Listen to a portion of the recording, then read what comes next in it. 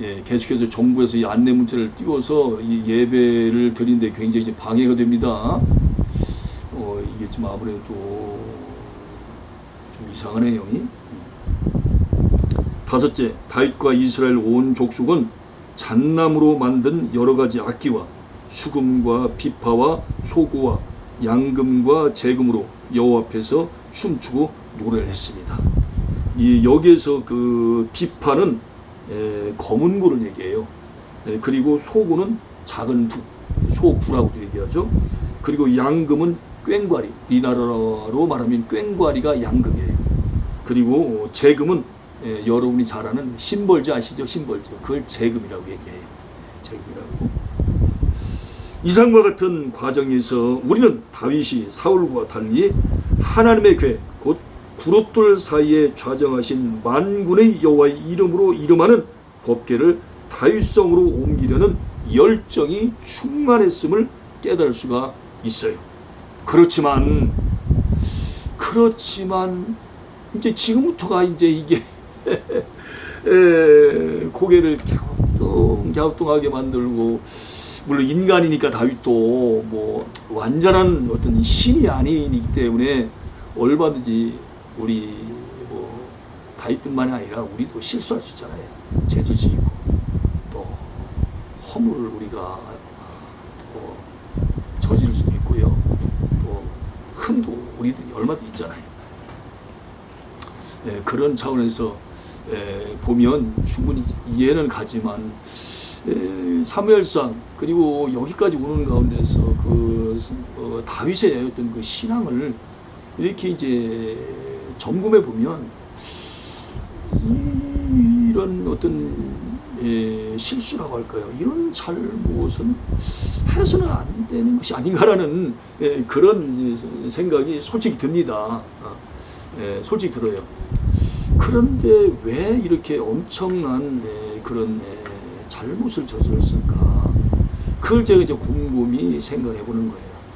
그것은 아마도 하나님을 너무나 사랑하기 때문에, 제가 이제 결론적으로 좀 말씀드리면 너무나 사랑하기 때문에 그래서 마음이 지금 조급했던 것 같아요. 성급했던 것 같아요.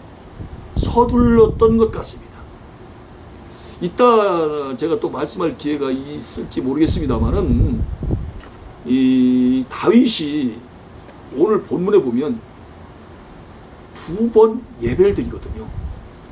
그런데 지금 첫 번째 1차 시도라고 말씀드렸잖아요. 이 첫 번째 1차 시도에서는 예배를 드렸다는 말씀이 없어요.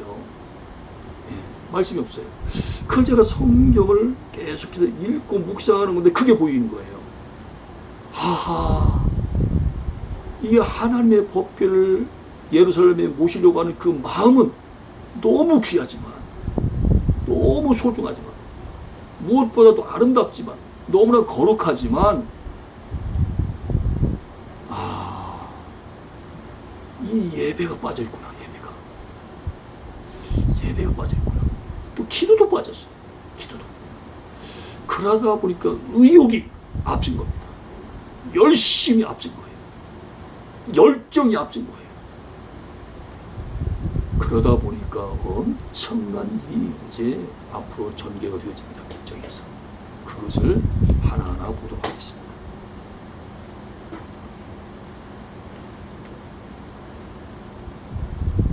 그렇지만 다윗은 법궤를 운반하는 율법의 규례를 지키지 않았기 때문에 우시아의 죽음을 초래하고 법궤는 다윗성이 아닌 오벳 에돔의 집에 석 달 동안이나 머물 수밖에 없게 된 내용이 6절부터 11절까지에 나옵니다. 여러분, 이 법궤가, 하나님 법궤가 개인 가정, 개인의 집에 이렇게 머물러서야 되겠습니까? 하나님 아마 굉장히 자존심 상했을 것 같아요. 진짜 뭐 이건 자존심을 떠나서 제가 그냥 인간이 표현해요. 도저히 있을 수 없는 일이 지금 벌어진 겁니다. 왜요? 모세의 율법을 범했기 때문에, 규례를 어겼기 때문에 이런 일이 벌어진 거예요. 자, 그렇다면 법궤를 운반할 때 지켜야 할 모세의 규례를 당연히 우리가 살펴봐야 되지 않겠냐고 말입니다. 그것이 곧 6절에서 11절까지 나와 있는 내용을 가지고 이렇게 살펴보는 건데, 민수기 4장 15절을 보게 되면 이 법궤를 어떻게 옮겨야 되는지에 대하여 자세하게 말씀이 나와 있습니다. 자세하게 말씀이 나와 있습니다. 법궤의 운반은요, 오직 고핫 자손만이 옮길 수 있어요. 고핫 자손은 레위 지파죠. 곧 레위 지파만이 옮길 수 있는데, 그 레위 지파 가운데서도 고핫 자손, 이 고핫 자손만이 이제 옮길 수 있어요. 근데 옮길 때에 어떤 방법으로 옮기냐면 반드시 이 법궤를 어깨에 매도록 되어 있어요. 어깨에다 이렇게 매야 돼. 어깨에 매도록 그렇게 되어 있다 그 말입니다. 그리고 이 법궤에 있는 성물이죠. 이 법궤에 있는 성물이 몸에 닿기만 해도 죽어요. 법궤에 있는 그 성물이 내 몸에, 그 어깨에 메고 가는 그 사람에게, 고핫 자손에게 닿기만 해도 죽는데, 소가 뛰니까 법궤가 땅에 떨어지지 않게 하려고 고핫 자손이 법궤에다 손을 댔단 말이에요. 예. 내 의지를 가지고 댔어요. 물론 법궤가 땅에 떨어지는 것을 갖다가 안 깨어지도록 그 잡으려고 하는 그 마음을 충분히 이해를 해요. 그런데 어쨌든 간에 내 의지로 됐잖아요. 예, 아까 그냥 법궤에 있는 성물이 나한테 닿기만 해도 죽는데 내가 됐단 말이에요. 예, 어떤 이유가 됐든 간에. 그러니 죽을 수밖에 없잖아요. 참 두렵습니다. 그래서 심지어 그들도 절대로 법궤를 손으로 만지지는 못하도록 되어 있는데, 만약 이를 어기면, 다시 말하면 모세의 율법에 불순종하면 죽임을 당한다고 경고되어 있어요. 그런데 다윗은 법궤를 수레에 싣고 운반하게 했으며, 더욱이 우사는 법궤를 손으로 붙들었기 때문에 하나님의 진노로 인한 죽음을 결코 면할 수 없었던 것입니다. 자, 여러분, 그 다윗이 말씀 신앙을 가진 자라고 제가 말씀드렸잖아요. 분명히 이 말씀을 알고 있었을 거예요. 예. 이 모세의 율법의 규례를 분명히 알고 있었을 거예요. 그런데도 그 열심이, 하나님을 사랑하는 나의 열심이 충만하다 보니까 이렇게 말씀을 정면으로 어기는 거예요. 그래서 우리가 항상 말씀 앞에 무릎을 꿇어야 됩니다. 언제든지 누구라도 우리가 말씀을 보면서 이런 다윗 같은 죄를, 잘못을, 실수를 얼마든지 범할 수 있거든요. 범할 수 있어요. 그래서 이 모세의 규례를 어김으로 말미암아 한 사람이 죽어버리잖아요. 한 사람이 죽잖아요. 다윗이 이렇게 우사가 죽는 것을 원했겠습니까? 사울 왕을 두 번씩이나 죽이려고 하는 어떤 기회가, 사울 왕을 두 번을 죽일 수 있는 기회가 왔었음에도 불구하고 사울 왕을 안 죽였잖아요. 그렇게 생명을 존중하는 그런 다윗이 이렇게 우사가 죽는 것을 원했겠냐는 거예요. 그런데 결과적으로 어떻게 했어요? 다윗이 죽었잖아요. 여기에서 우리는 무조건적인 열심, 즉 하나님의 말씀에 근거하지 않고 하나님의 말씀을 지키지 않는 인간적인 열심이 가져온 비참한 결과를 보고 커다란 교훈을 우리가 느낄 수 있는 거예요.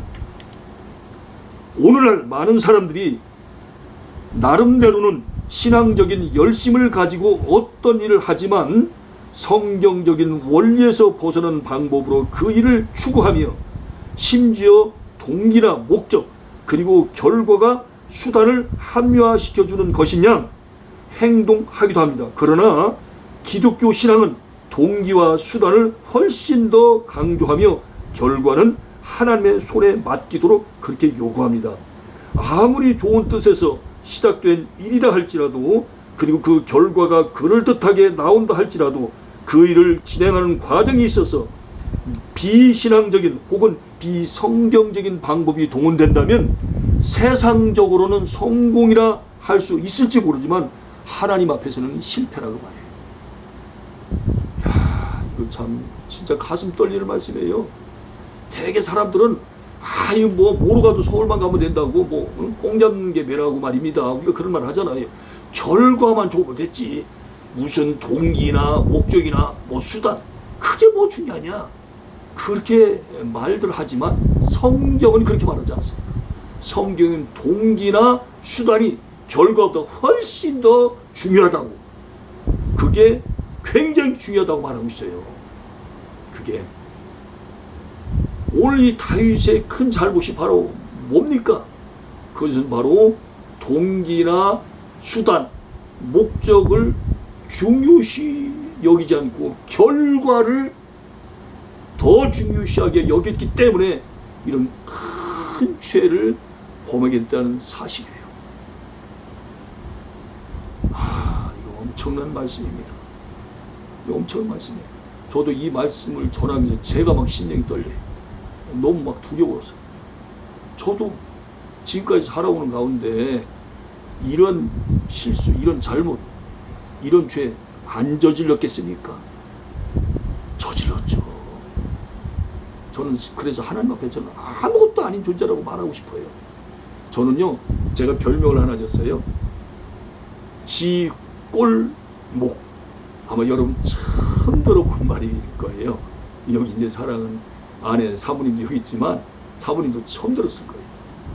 그것이 무슨 뜻이냐? 저는 지구에서 꼴찌가는 목사다. 그런 뜻이에요. 지구에서 꼴찌가는 목사. 저보다 다 훌륭하신 것 같아요.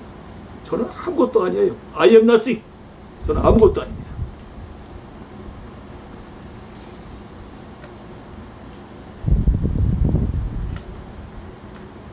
다윗이 법궤를 다윗성으로 옮겨오는 두 번째 이제 과정을 또 한번 우리가 살펴볼 필요가 있는데요.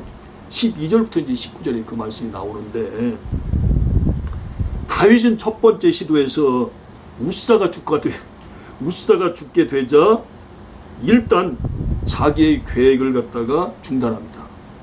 왜요? 무서우니까요. 무섭잖아요. 가드 사람 오벳 에돔의 집으로 법궤를 옮겨 놓습니다. 가정집으로 가게 되네요. 가정집으로. 그런데 하나님께서 법궤를 인하여 오벳 에돔의 집과 그 모든 소유에 복을 주셨다는 소문이 들려오자, 12절에 나와 있거든요. 소문이 들려오자 이제 하나님 마음이 좀 풀어지시는가 보다. 다윗이 그 우사가 죽을 때 얼마나 무섭겠어. 이거 하나님이 화가 엄청나셨겠구나. 그러니까 엄청난 진노를 쏟아부으셨지. 근데 이제 오벳 에돔의 집에 이제 그 집과 그 오벳 에돔과 그 집에 하나님의 복이 쏟아졌다는 말씀 들으니까 이제 하나님 마음이 이제 많이 녹아지는가 봐, 풀어지는가 보다. 다윗을 생각하고 이제 다시 이제 2차 시도를 이제 시도하는 내용이 나옵니다. 그 다윗이 얼마나 참 가슴이 조마조마했을까요? 마치 살 얼음판을 걷는 심정이 아니겠습니까? 칼 끝을 걸어가는 심정이 아니었겠어요?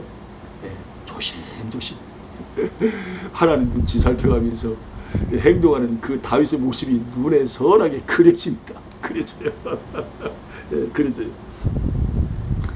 다윗은 오벳 에돔 집으로 가서 이번에는 율법의 규례대로 법궤를 메고 예루살렘으로 이제 올라갑니다. 한번 되게 한번 혼나고 나서 이제 정신이 번쩍 들지 않습니까?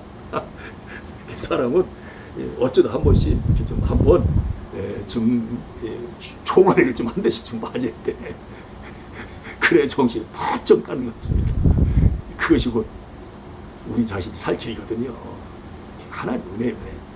그것이 하나님 복입니다. 그게. 왜 나를 때려? 하나님 왜 자꾸 때립니까? 그렇게 하지 마시기 바랍니다. 사랑하니까 살짝 건드시는 거예요. 진짜 때리면 죽어. 살짝 쓰다듬으신 거라고 생각하셔야 돼요.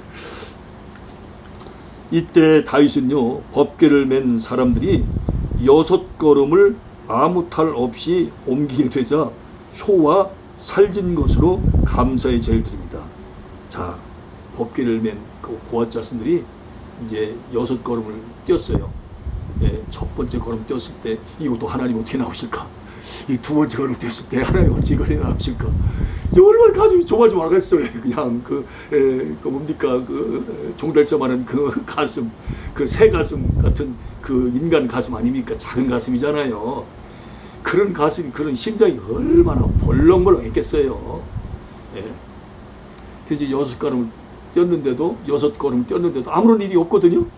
그러니까 이제 하나님이 이제 허락하신가 보다, 기뻐하신가 보다 해가지고 이제 첫 번째 시도 때는 예배를 드리거나 기도를 하지 않았지만 두 번째 시도 때는 소와 살진 것으로 감사의 제사를 드렸다고 나와요.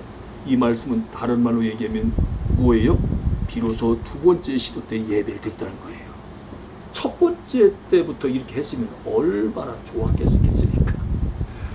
그런데 역시 사람은, 인간은 완전하지 못하기 때문에 그런 실수를 했던 것 같습니다. 그래도 두 번째 이렇게 다윗이 정신을 바짝 차려서 예배를 드린다는 이 자체가 귀한 것이 아니겠습니까? 얼마나 아름다워요. 역시 다윗이에요. 역시 하나님의 은총을 입은 자입니다. 그리고는 여호와 앞에서 힘을 다하여 춤을 추며 기뻐했어요. 첫 번째 시도 때는 춤췄다는 말이 나와 있지는 않습니다만은 너무 기쁘니까 아마 춤도 췄지 않겠습니까? 근데 어쨌든 두 번째 시도 때 이제 춤을 추며 기뻐했다고 이렇게 기록이 나와 있네요. 다윗과 온 이스라엘 백성의 환호 속에 드디어 법궤는 예루살렘으로 무사히 운반되어 미리 준비된 장막 안에 그렇게 이제 안치가 됩니다. 15절 16절에 그게 나와 있지 않습니까? 이리하여 마침내 법궤를 기럇 여림에서 다윗성으로 옮기려 했던 다윗의 계획은 끝나고 온 백성에게 큰 기쁨을 가져다 주었습니다. 그러나 첫 번째 시도에서 우사의 죽음으로 초래한 불행이 있었듯이, 우사의 죽음을 초래한 불행이 있었듯이 이번에는 이제 자기 아내 사울의 딸 이 미갈이 또 이제 이 속을 썩이는 거예요. 이게 그래갖고 하나님의 일을 하려면요 이런 작은 일 큰 일이 꼭 터지는가 봐요. 희한해. 오늘도 이렇게 설교를 하는데 이 정부에서 말입니다. 두 번씩이나 안내 문자를 11시 예배 때 보내고 있지 않습니까?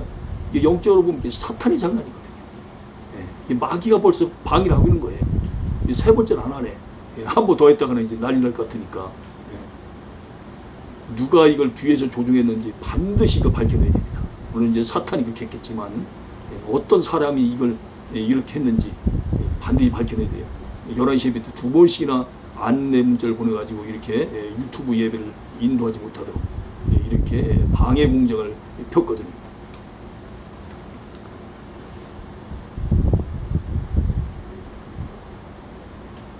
그러나 첫 번째 시도에서 우사의 죽음을 초래한 불행이 있었듯이 이번에는 다윗의 아내인 미갈이 법궤의 예루살렘 입성을 인하여 여호와 앞에서 기뻐 뛰놀며 춤추는 다윗을 보고 업신여기는 사건이 벌어진 거예요. 자, 그러면 미갈의 비난에 대한 그 다윗의 반응을 한번 살펴보도록 할게요. 20절에서 이제 23절이 나와 있는데요. 다윗은 번제와 화목제를 드리고 온 백성을 축복한 후에 이제 자기의 가족에게 축복하러 이제 자기 왕국으로 돌아갑니다. 그러니까 이제 법궤를 안치하고 나서 또 예배를 또 드리는 거예요. 역시 하나님의 종, 하나님께서 세운 그 왕 다윗 참 멋집니다. 역시 다 하나님의 작품이죠. 다윗이 훌륭한 건 훌륭하지만 역시 하나님 때문에 다 100% 하나님께서 하신 거예요. 성삼위이신 하나님께서 이렇게 하신 거죠. 그러니까 진짜 영광은 하나님만이 받으셔야 되겠죠. 그때 사울의 딸 미갈이 나와서 이제 다윗을 맞으며 비난하는 거예요. 이제 자기 남편이 돌아왔으니까 반가워하고 기뻐해야 되잖아요. 그런데 그냥 오자마자 그냥 막 포저케 그냥 비난을 해제키는 겁니다. 즉 그녀는 다윗의 행동이 왕으로서의 위엄과 채통을 손상시키는 일이라고 그렇게 비난한 거예요. 특별히 신하들의 아내인 신하들의 그 아내들 앞에서 말입니다. 웃옷을 벗고 에봇만 입고 그렇게 춤추는 걸 보면서 아마 이 미갈이가 아마 눈이 뒤집혔던 것 같습니다. 오늘날 말하면 뚜껑이 열던 것 같아요. 머리가 그냥 머리끝까지 화가 났던 것 같습니다. 머리가.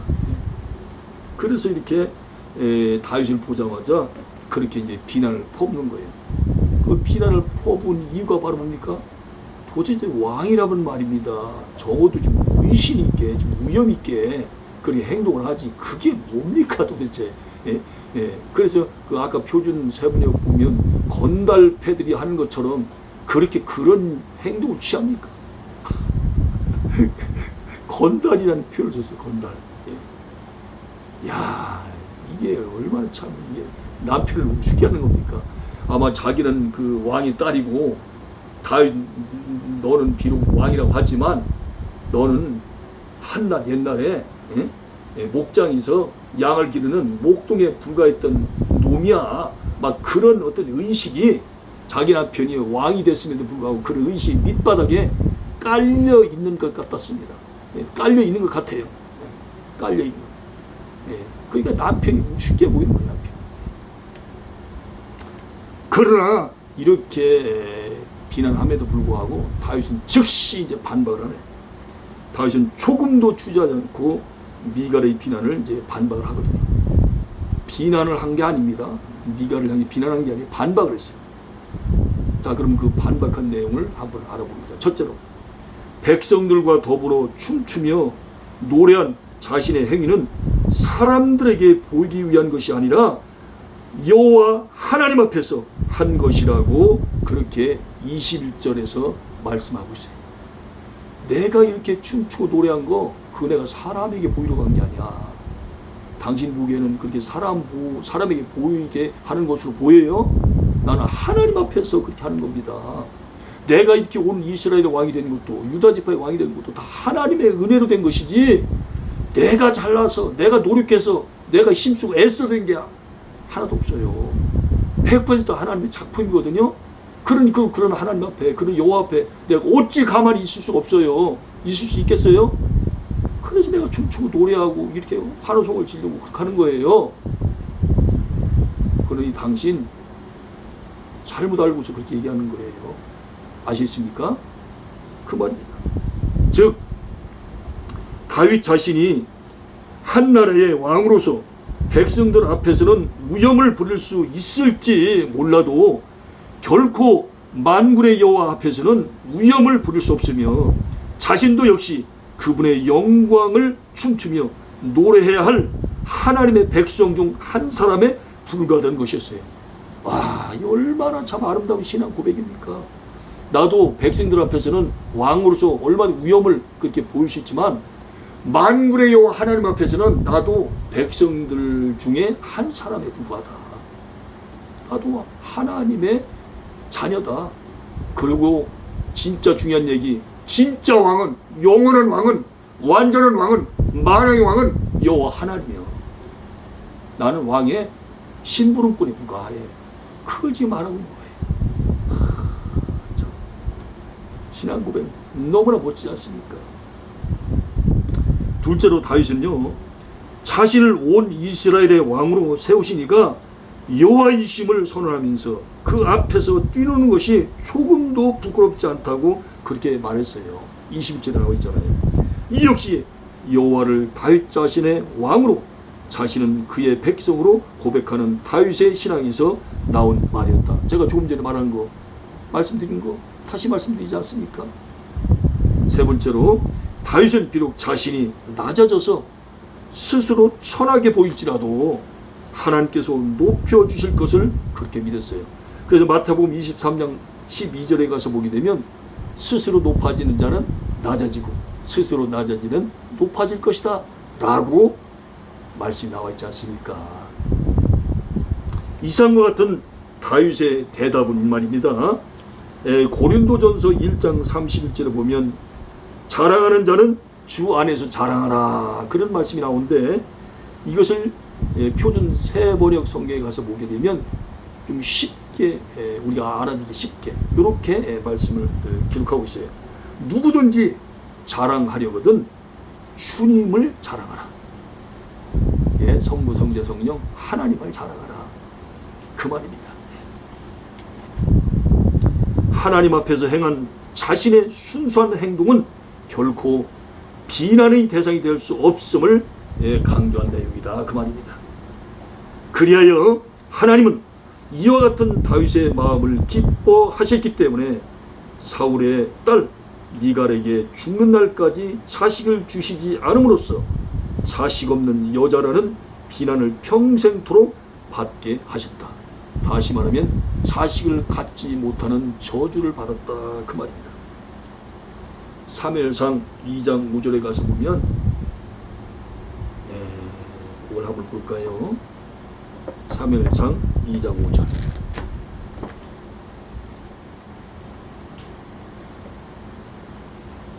사무엘상 2장 5절.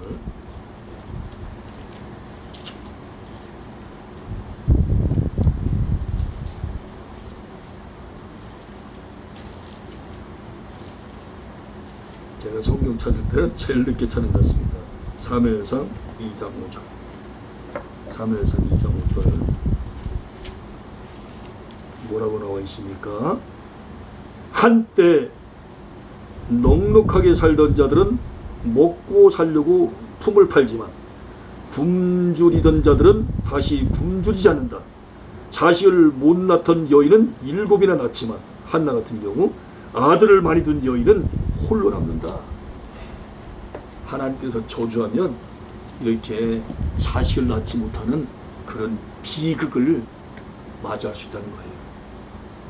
하나님께 영광을 돌리는데 거기다 대고 비난했어야 되겠습니까?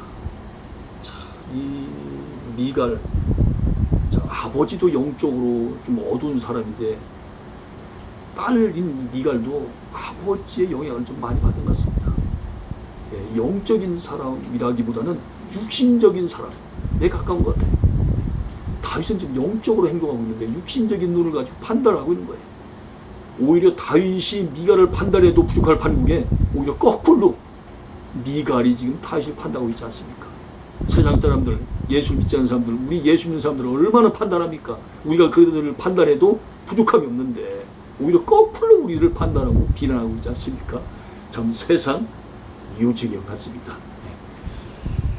이제 말씀을 마치면서 그 예루살렘에 대해 조금 좀 더 말씀을 지난번에 드렸습니다만 좀 보충할 부분이 있는데요. 예루살렘은 화평이라고 얘기했지 않습니까? 화평. 오래전부터 있었어요. 그래서 살렘, 우르살렘이라고 그렇게 이제 얘기를 하는데 확실한 증거는 없어요. 그리고 이제 지난번에 말씀드린 것처럼 예루살렘이라고 하는 이름은 성경의 여호수아서 10장 1절에 가장 먼저 이제 등장한다. 그래서 이제 그 예루살렘이 이제 여부수 그리고 이제 보니까 시온성, 다윗성 이렇게 이제 변천하는 거 그렇게 이제 지난번에 말씀드렸는데 그 여부수 다음에 제가 예루살렘이라고 말씀드린 기억이 납니다만 더 정확히 말하면 예루살렘은 오래전부터 있었다. 굉장히 오래된 도시다. 그렇게 이해를 하시면 되겠습니다. 여러분 감사합니다. 이번 주 안에도 예수님께서 승리하시고 또 제가 이제 한문도 유튜브로 올렸으니까 보시고요. 그리고 이제 오늘 또 오후에 아니면 밤에 영어를 또 이렇게 또 올립니다. 영어 또 방송을 하게 돼요. 이 유튜브 방송은 개인 계정 또 브랜드 계정 이렇게 두 가지 종류로 나누는데 이 브랜드 계정은 200개까지 방송국을 할 수 있답니다. 200개까지. 그러니까 뭐 저는 아직도 멀었어요. 이제 뭐 이렇게 김종문 TV, 그리고 이제 그 뭡니까 MJK 한문쌤, 그리고 KJM 영어쌤, 이렇게 이제 세 가지 방송국을 이제 열게 되는데 앞으로 또 더 많은 방송을 열어서 더 많은 시청자분들과 이렇게 소통하기 원합니다. 여러분 감사합니다. 할렐루야. 모든 영광 하나님께 올려드립니다. 감사합니다.